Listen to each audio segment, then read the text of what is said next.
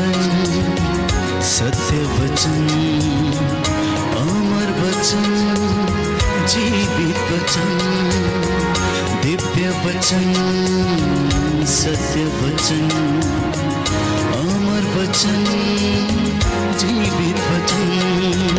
साई बाबा बाबा रे बाबा बाबा रे सा रे सा रे सा रे सा रे सा। दिव्य वचन, सत्य वचन, अमर वचन, जीवित वचन, दिव्य वचन,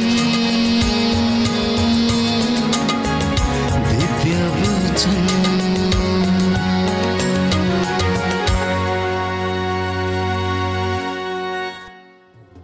हालेलुया, हालेलुया। हे प्रभु हम पर दया कर, हे प्रभु हम पर दया कर, हे क्रिस्त हम पर दया कर, हे क्रिस्त हम पर दया कर, हे क्रिस्त हमारी विनती सुन, हे क्रिस्त हमारी विनती सुन। हे पिता ईश्वर हम पर दया कर, पुत्र ईश्वर दुनिया के मुक्तिदाता हम पर दया कर, पवित्र आत्मा ईश्वर हम पर दया कर, पवित्र त्रित्व एक ही ईश्वर हम पर दया कर। सब प्रकार की विपत्तियों के लिए हे प्रभु तेरी स्तुति हो, हे प्रभु तेरी स्तुति हो, सारी कमजोरियों के लिए हे प्रभु तेरी स्तुति हो, सारे कष्टों के लिए हे प्रभु तेरी स्तुति हो, असंख्य दुखों के लिए हे प्रभु तेरी स्तुति हो, सारे रोगों के लिए हे प्रभु तेरी स्तुति हो, सभी असफलताओं के लिए हे प्रभु तेरी स्तुति हो, सभी अपमानों के लिए हे प्रभु तेरी स्तुति हो, सभी आर्थिक नुकसानों के लिए हे प्रभु तेरी स्तुति हो, परिवार के सदस्यों की कमजोरियों के लिए हे प्रभु तेरी स्तुति हो, बुराई को भलाई में परिवर्तित करने के लिए हे प्रभु तेरी स्तुति हो, मृत्यु से पुनरुत्थान की ओर लेकर जाने के लिए हे प्रभु तेरी स्तुति हो, पवित्र वचन द्वारा हमसे बातें करने के लिए हे प्रभु तेरी स्तुति हो, पवित्र आत्मा के वरदानों के लिए हे प्रभु तेरी स्तुति हो, पवित्र वचन द्वारा हमारा मार्गदर्शन करने के लिए हे प्रभु तेरी स्तुति हो,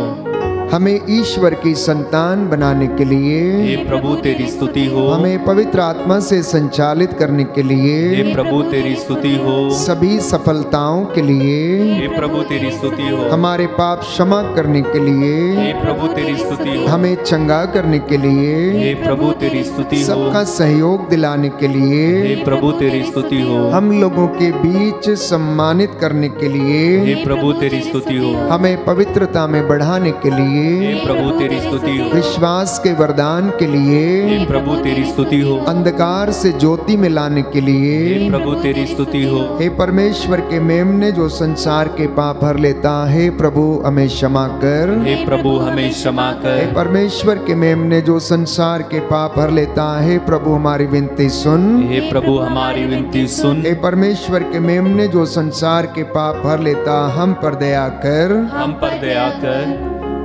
मेरे पीछे दोहराइए। हे पिता ईश्वर, हे पिता ईश्वर, शाश्वत ईश्वर, शाश्वत ईश्वर, अपने परम प्रिय पुत्र के अपने परम प्रिय पुत्र के हृदय पर दया दृष्टि डाल, हृदय पर दया दृष्टि डाल, जो स्तुति और प्रायश्चित जो स्तुति और प्रायश्चित पापियों के नाम पर पापियों के नाम पर तुझे चढ़ाया गया है, तुझे चढ़ाया गया उस पर ध्यान देने की कृपा कर। उस पर ध्यान देने की कृपा कर। इससे प्रसन्न होकर इससे प्रसन्न होकर तेरी दया की भीख मांगने वालों को तेरी दया की भीख मांगने क्षमा वालों कर दीजिए। क्षमा कर दीजिए। हालेलुया, हालेलुया, हमारी विनती सुन। हमारी विनती सुन। हालेलुया, हालेलुया, हे प्रभु यीशु, हे प्रभु यीशु, बोल तेरा दास सुन रहा है। बोल तेरा दास सुन रहा है। Hallelujah, hallelujah, hallelujah, hallelujah, hallelujah. Hallelujah. प्रियजनों, बाइबल मत्ती का सुसमाचार अध्याय 7 पद संख्या 11 बाइबल हमें बताती है, मत्ती का सुसमाचार अध्याय 7 पद संख्या 11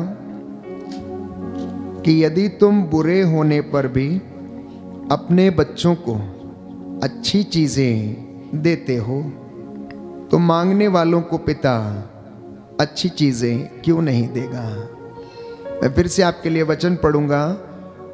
मत्ती का सुसमाचार अध्याय 7 पद संख्या 11। बुरे होने पर भी यदि तुम लोग अपने बच्चों को सहज ही अच्छी चीजें देते हो तो तुम्हारा स्वर्गीय पिता मांगने वालों को अच्छी चीजें क्यों नहीं देगा। तुम्हारा स्वर्गीय पिता मांगने वालों को अच्छी चीजें क्यों नहीं देगा। प्रियजनों, इस वचन पर मनन चिंतन करने की आवश्यकता है। बाइबल हमें बताती है कि इंसान का हृदय बचपन से ही किस ओर है? बुराई की ओर है।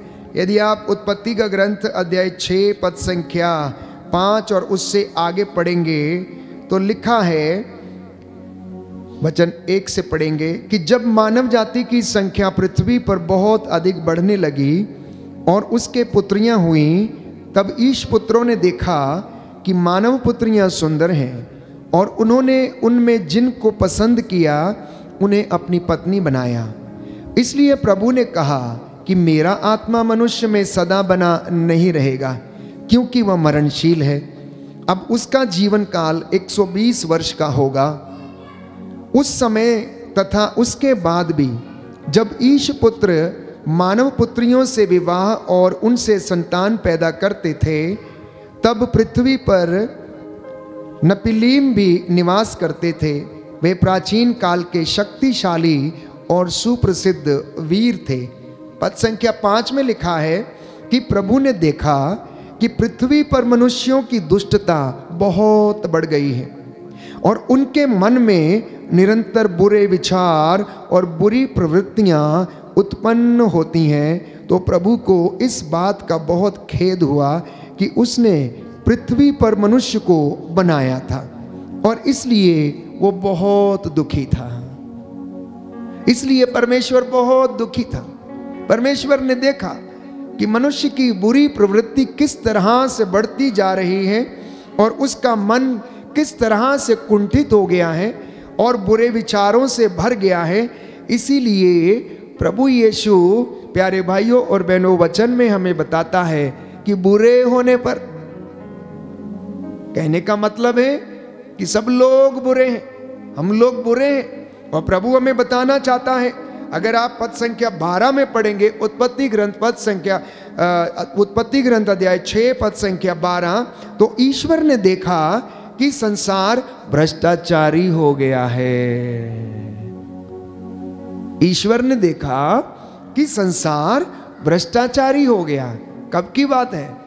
आदम की संतति के बाद जब नूह के समय जल प्रलय आया तो भ्रष्टाचार उसी समय से कायम था, क्योंकि बाइबल इसके विषय में स्पष्ट करती है कि ईश्वर ने देखा कि संसार भ्रष्टाचारी हो गया है, क्योंकि सब शरीरधारी कुमार्ग पर चलने लगे थे। ईश्वर ने नूह से कहा कि मैंने सब शरीरधारियों का विनाश करने का संकल्प किया, क्योंकि उनके द्वारा संसार हिंसा से भर गया है, और देखो मैं पृथ्वी के साथ उनका विनाश करूंगा। तो ये भ्रष्टाचार, ये बुराइयां, बुरी प्रवृत्ति, प्यारे भाइयों और बहनों, बचपन से ही इंसान के अंदर थी। हम बार बार पढ़ते हैं, बाइबल हमें बताती है कि आदम वाटिका से ही आदम और हवा के अंदर ये बुराई व्याप्त हो गई। जब उन्होंने अपने पाप को, अपनी गलती को स्वीकार नहीं किया, तो ये बुराई उनके अंदर आ गई। उपदेशक ग्रंथ इस बात को और अधिक स्पष्ट करता है। यदि आप वचन पढ़ेंगे, उपदेशक ग्रंथ अध्याय 7 पद संख्या 29, बुक ऑफ एक्लेसियास्टिस चैप्टर 7 वर्स 29, अंत में मैं इस निष्कर्ष पर पहुंचा हूं कि ईश्वर ने मानव जीवन को सरल बनाया, किंतु मनुष्य ने उसे तर्क वितर्क से जटिल कर दिया। Hallelujah, hallelujah, hallelujah, hallelujah. हे प्रभु यीशु, हे प्रभु यीशु, मुझे बुराई में और प्रलोभन में मत पड़ने दीजिए। Hallelujah, hallelujah. हे प्रभु यीशु, हे प्रभु यीशु, मेरे सोच विचार को पवित्र कीजिए। मैं आपकी आराधना करता हूँ, आपकी महिमा गाता हूँ। Hallelujah, hallelujah, hallelujah, hallelujah. तो बाइबल क्या कहती, उपदेशक ग्रंथ क्या कहता है? कहता है कि ईश्वर ने मनुष्य को बहुत सरल बनाया था, बहुत ज्यादा सरल था, लेकिन अब वो इतना ज्यादा कुंठित हो गया है, प्यारे भाइयों और बहनों, कि उसने अपने आप को तर्क वितर्क से क्या कर दिया है? जटिल कर दिया है। इसलिए इंसान को समझना मुश्किल है। इसलिए इंसान को समझना मुश्किल है, क्योंकि उसने अपने आप को तर्क वितर्क के कारण जटिल कर दिया। इसलिए प्रभु यीशु ने कहा, मत्ती के सुसमाचार अध्याय 7 पद संख्या 22 और 23 में हम पढ़ते हैं कि बुरे और भले विचार दोनों ही कहां से निकलते हैं? मनुष्य के हृदय से निकलते हैं। बुरे और भले दोनों विचार मनुष्य के हृदय से निकलते हैं। मत्ती का सुसमाचार अध्याय 27 पद संख्या 22 और 23। उस दिन बहुत से लोग मुझसे कहेंगे, प्रभु क्या हमें आपका नाम लेकर भविष्यवाणी नहीं की? आपका नाम लेकर अवधूतों को नहीं निकाला? आपका नाम लेकर बहुत से चमत्कार नहीं किए? तब मैं उन्हें साफ साफ बता दूंगा कि मैंने तुम लोगों को कभी नहीं जाना। ओ कुकर्मियों, तुम मुझसे दूर हटो, क्योंकि तुम्हारा मन और हृदय बुराई से भरा हुआ है। ये विचार प्यारे भाइयों और बहनों हमारे भीतर से निकलते हैं और हमको दूषित करते हैं। इसलिए बाइबल हमें बताती है कि श्राप और आशीर्वाद इंसान की जीव के अधीन है। आशीर्वाद और श्राप जीव के अधीन है।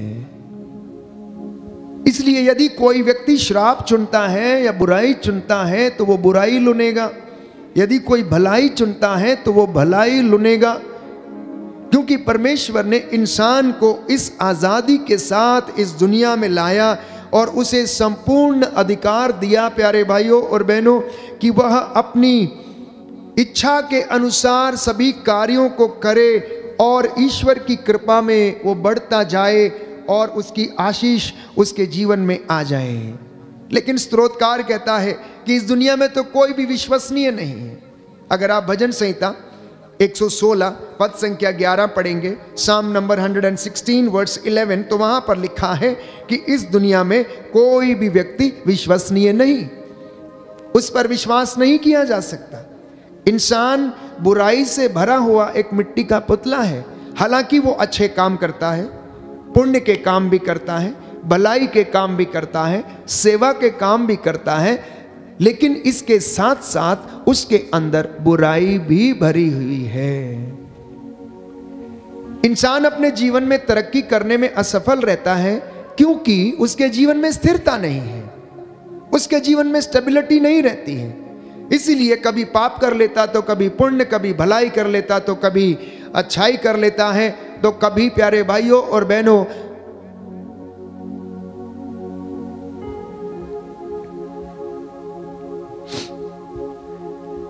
कभी वो अपने जीवन में अच्छे काम करने की कोशिश करता है लेकिन वो उससे भी चूक जाता है।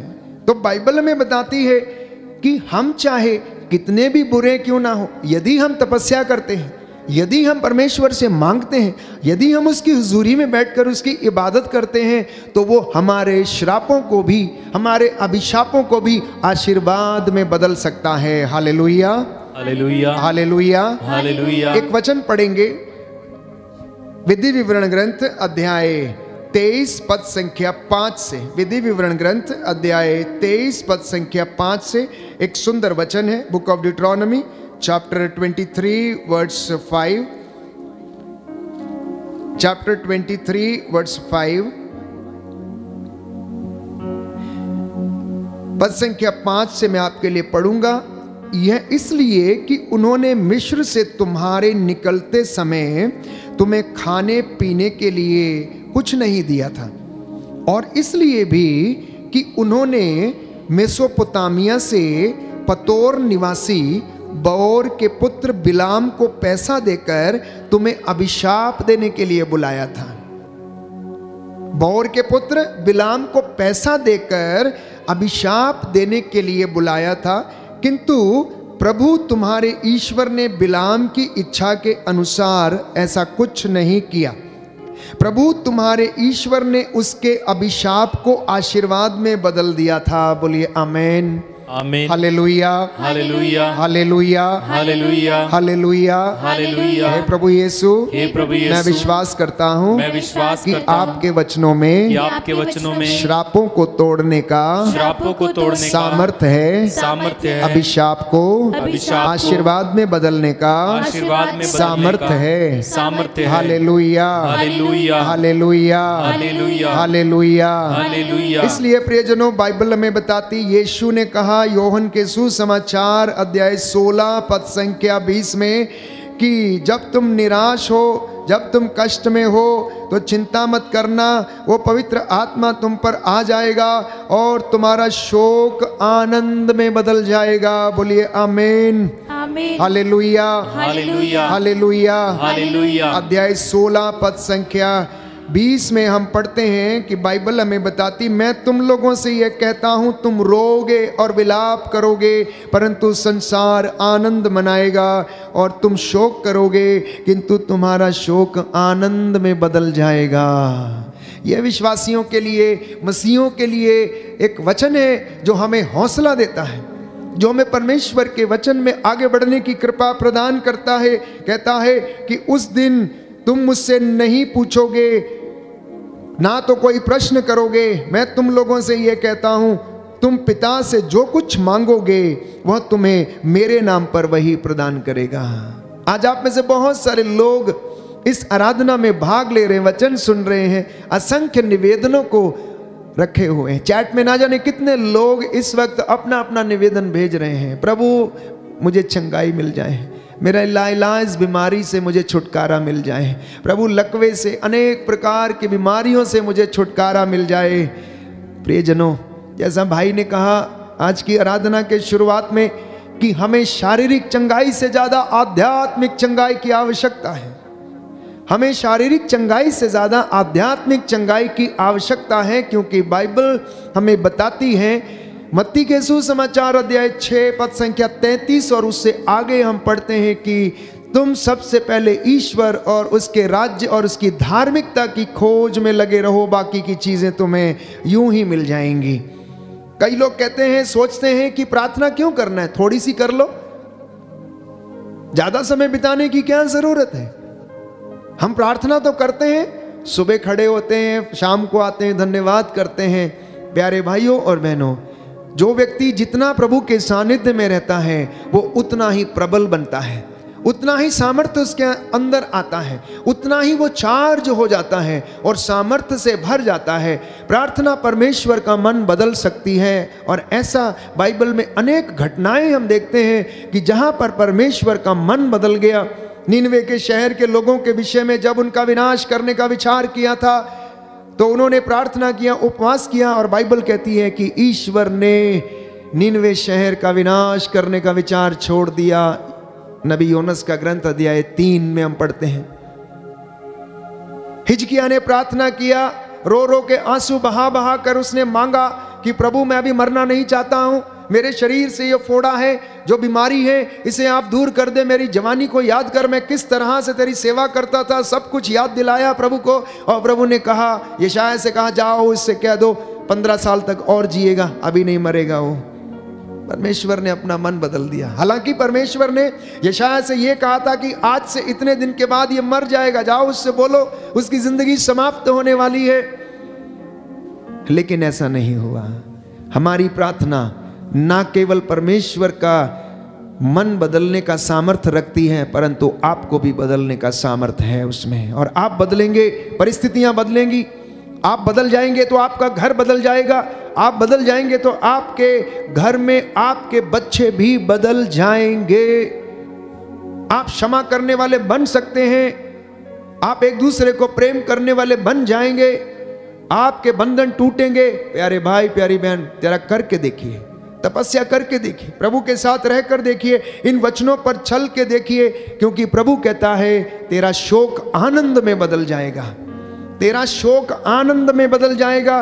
और बाइबल कहती है स्तोत्र संख्या 112 पद संख्या 6 में कि तुम्हारा अंधकार ज्योति में बदल जाएगा। जो अंधकार में है वो प्रकाश में रहेंगे, तुम्हारे जीवन में उजाला होगा, महती ज्योति तुम्हारे जीवन में चमकेगी। ये परमेश्वर की भलाई है।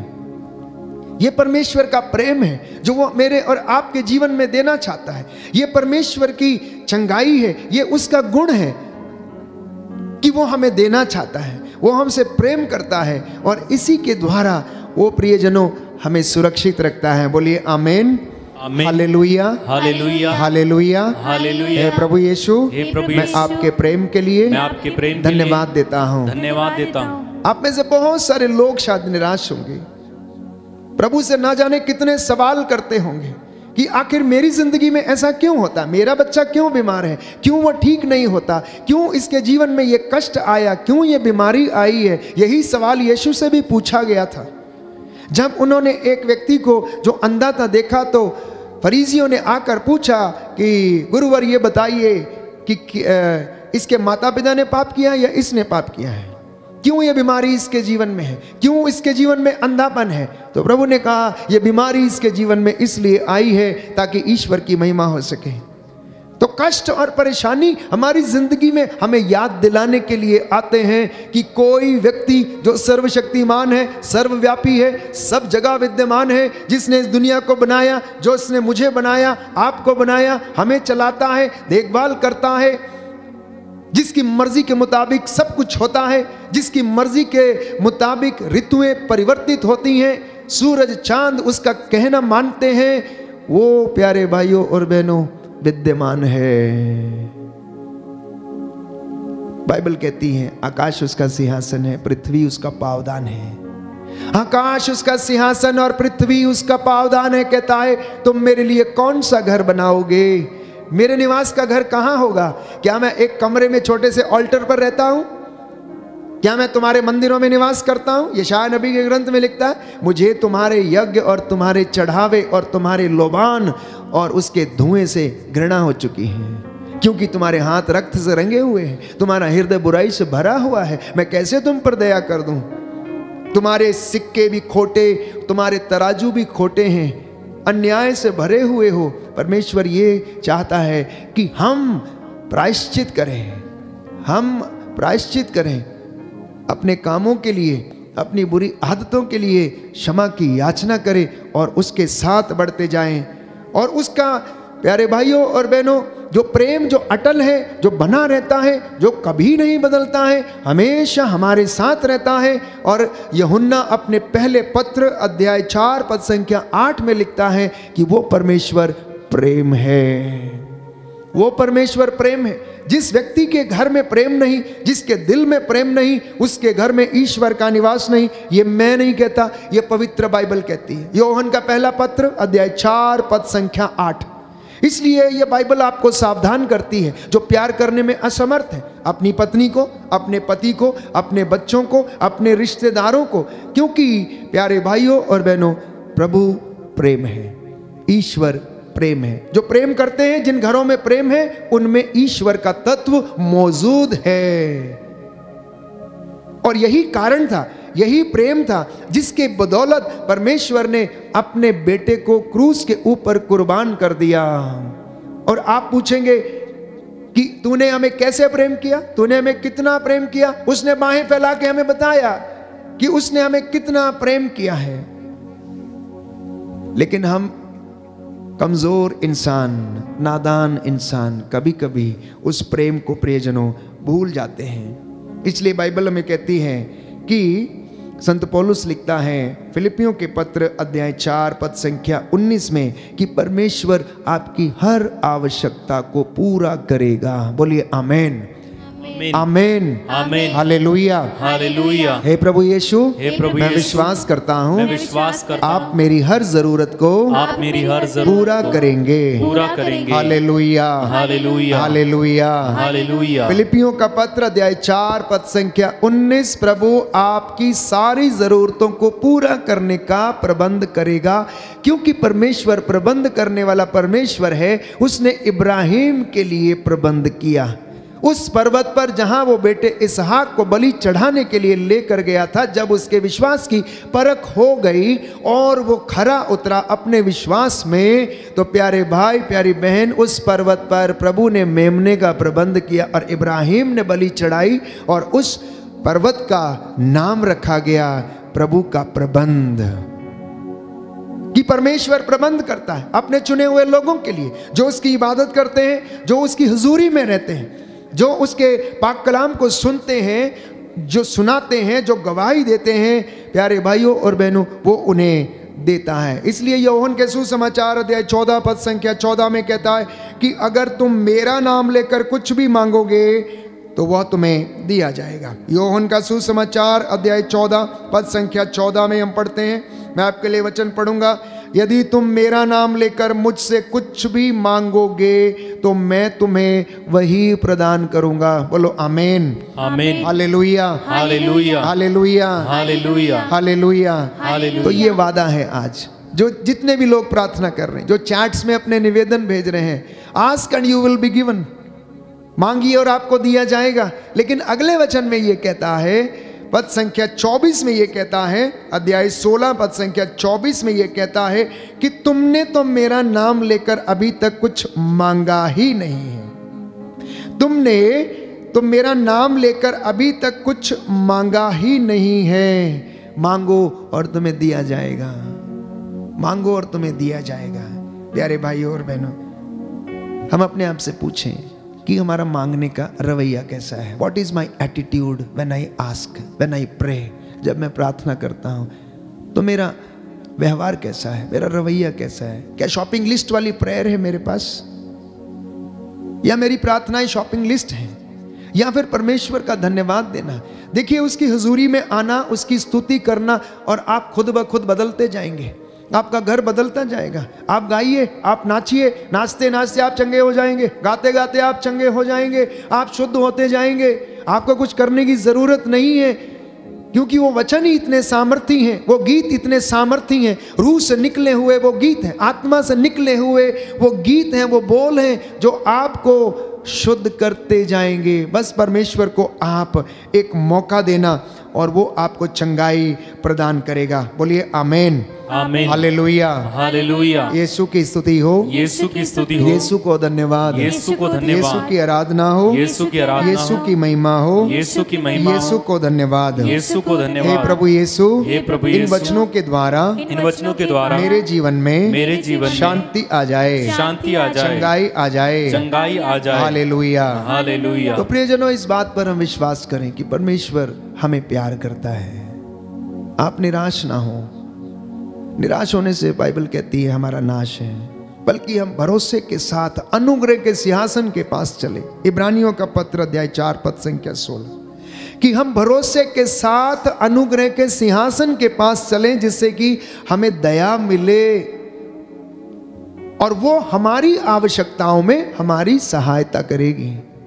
जब आपकी जरूरत होगी तो वो आपकी सहायता करेगी, क्योंकि संत पौलुस ये लिखता है फिलिपियों के पत्र, मैंने आपके लिए वचन पढ़ा अध्याय 4 पद संख्या 19 में, कि परमेश्वर आपकी ज़रूरतों को और आवश्यकताओं को पूरा करेगा। और यीशु कहता है कि मैं उचित समय आने पर ये सारी चीज़ों को पूरा कर दूंगा। ये आज उसका वादा है। इसलिए हम प्रभु से इस वक्त प्रार्थना करेंगे कि हे प्रभु, आज का वचन मेरे उद्धार के लिए, मैं इसको ग्रहण करता हूँ कि आप मेरा शोक आनंद में बदल देंगे। आप मेरे मांगने से पहले ही मेरी ज़रूरतों को पूरा करेंगे। आप मेरे घर के लिए प्रबंध करेंगे। आप मेरे बेटे या बेटी के लिए वर या वधू का प्रबंध करेंगे। मैं ये विश्वास करता हूँ और वो आपके साथ ऐसा ही करेगा, क्योंकि वो अपने वादे से कभी नहीं मुकरता है। तू ना बदलता है, तेरा प्यार ना बदलता है।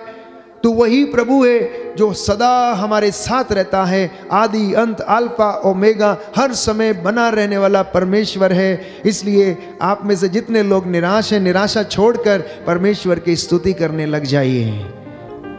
परमेश्वर की स्तुति करने के लिए लग जाइए और वो आपको आशीष प्रदान करेगा। आज की रात्रि अनुग्रह आपका है। आज की रात्रि चंगाई आपकी है। आज की रात्रि उन्नति आपकी है। आज की रात्रि दया वो आपके ऊपर प्रदर्शित करता है। ये आपकी हड्डियों को आराम देगी। जो बीमार हैं प्रभु आपको हिम्मत और सांत्वना दे। जो कष्ट में है आपको अपना दुख सहन करने की शक्ति दें। जो विश्वास में कमज़ोर हैं प्रभु आप लोगों को स्पर्श करें और विश्वास का वरदान प्रदान करें। इन तमाम बातों को समर्पित करें और प्रार्थना करें कि प्रभु आप महान हैं, आप सर्वशक्तिमान हैं। हे प्रभु, इन बच्चों पर दया कीजिए। तेरी इस प्रजा पर दया कीजिए। मैं तेरा दास इस वक्त तुझसे निवेदन करता हूँ, मूसा के जैसे इन हाथों को उठाता हूँ, मध्यस्थता करता हूँ। कलीसिया के साथ मिलकर हम तेरी दुहाई देते हैं प्रभु, नौजवान बच्चों के लिए, नवयुवक युवतियों के लिए, दंपतियों के लिए, नवजात शिशुओं के लिए प्रभु इन पर तेरी दया हो जाए, इन पर तेरी दया हो जाए प्रभु। इन्हें संभाल कर रखना, शैतान के चंगुल में इन्हें फंसने नहीं देना। इस वक्त हमारी प्रार्थना को कबूल कर।